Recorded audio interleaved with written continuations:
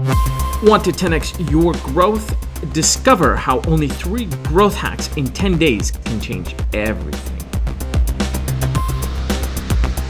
Welcome to the 10-Day Growth Hacking Challenge with your host, Nader Sabri. Today we are with Will, the founder of Nourish, shaking things up when it comes to weight loss. His slogan is never diet again. You gotta love that. You can't say no to that. That's the brilliant part behind it. So to know more about Will, before we move forward, you can click below to know his whole story, which is a fascinating story. It is a life mission for him to help people change and get control of their health. Head over to the kickoff video. There's video number 1 in this series. Check it out to get to know more about him. Before we move forward, those tuning in, whatever we do here on the challenge is this right here. If you want to do what we're doing, grab the Growth Thinking Design Methodology book, and you can be doing some of the fun stuff we're doing. Will, welcome back. We're hack number 2 day. How you doing? What's going on? Yeah, I'm doing great, man. I'm really excited about all these hacks. They're starting to move along very, very well. Keeping an eye on everything, keeping my pulse on everything. And like we talked about before, looking for the signals. So those are, I think those are arguably some of the most important aspects of where you're putting your time and your energy is focusing around those signals. I've learned how valuable those are. So yeah, we're still pushing hard with hack number 1, and we're in the process with hack number 2 right now. Awesome. So before we shift it, obviously, to hack number 2, which is why we're here, any results or impacts as of yet when it comes to our other signals that you've seen with hack number 1? Hack 1, I know, has done very well. Tell us if there's any updates from the last time we spoke. Yep. So currently, just to recap everybody, we're leveraging influencers to help promote one of my upcoming programs. Currently, we have 1, 2, 3, 4, 5, 6, 7, 8, 9.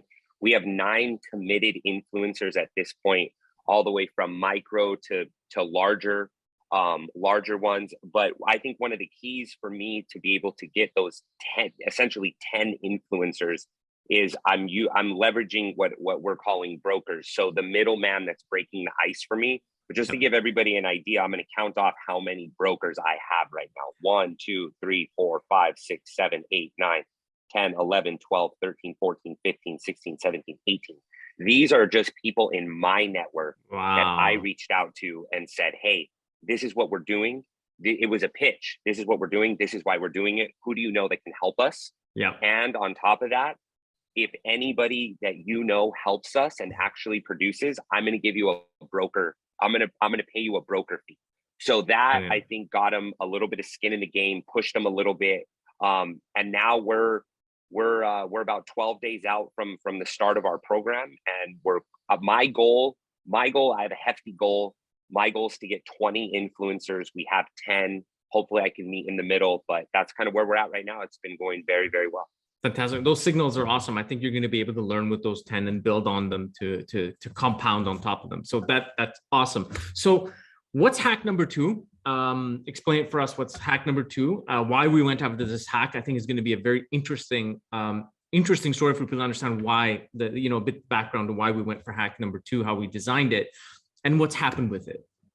Yep. So hack number 2 is leveraging another company in essentially my same industry to co-collaborate, to leverage each other's communities and work as lead gen sources for one another.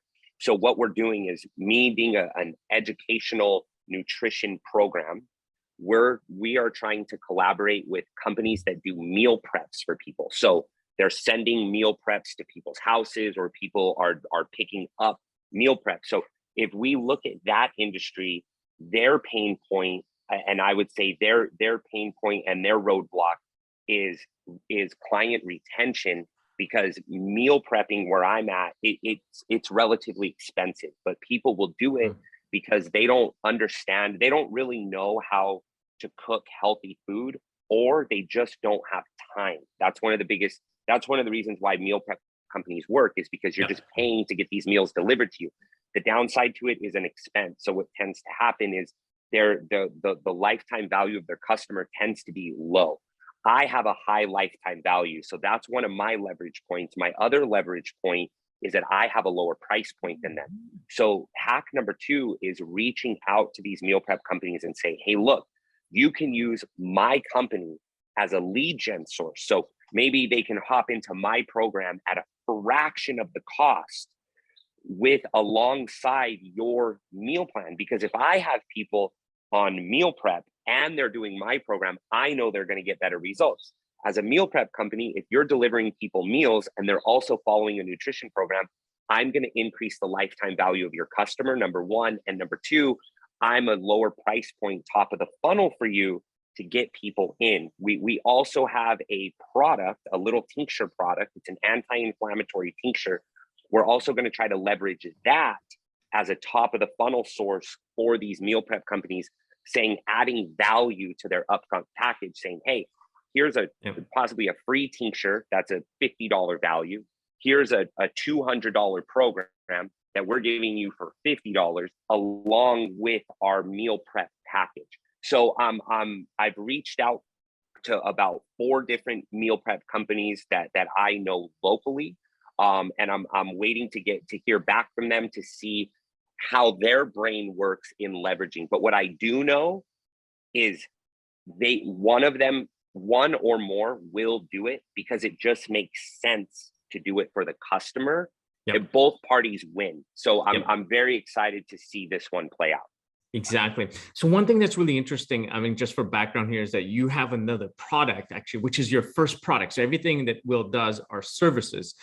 But for the first time, he's launching a product, which is the elixir. Sorry, it's the detox elixir. Is that correct? That's the name, right? Yep. So it's a daily drop that is designed to boost the immune system. Is that correct? I'm probably doing a disservice right now trying to describe it, but maybe you can tell us a little bit more about it, because what's interesting here is we're combining both his service and his product in one offering to lower customer acquisition cost, to leverage a higher revenue outtake over the long term, because he's got a service that can scale and build profit over time, and a product that can be used in the short term to create more value in the acquisition of the customer and lowering the acquisition cost. Tell us about the product and the combo of bringing your product and service together, because this is really important. I want people to listen very carefully to this, because I think you've done a very good job with this.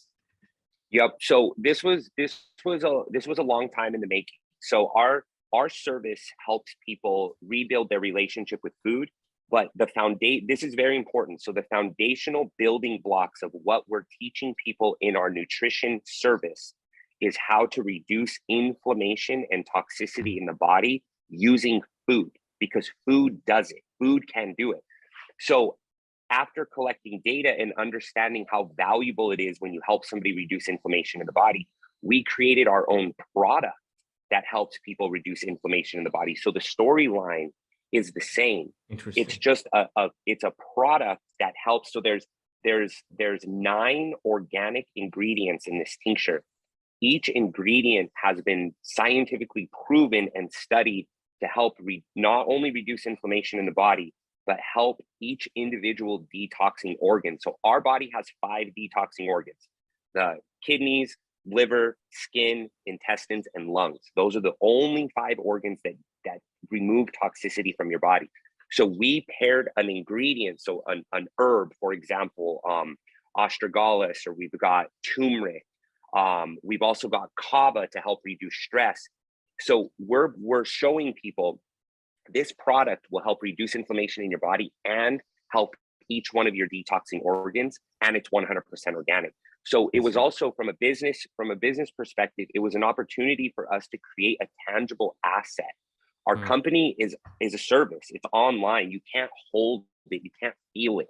This is also like a cross-marketing tool, because now people have this tangible product with our brand, which is aligned with what we do. So for us, it's a great funnel source as well, because some people will just get exposed to the product, which leads them into our service. And some people get exposed to our service, which leads them into the product. So we're leveraging this product, another tangible asset, to go along with these meal prep companies.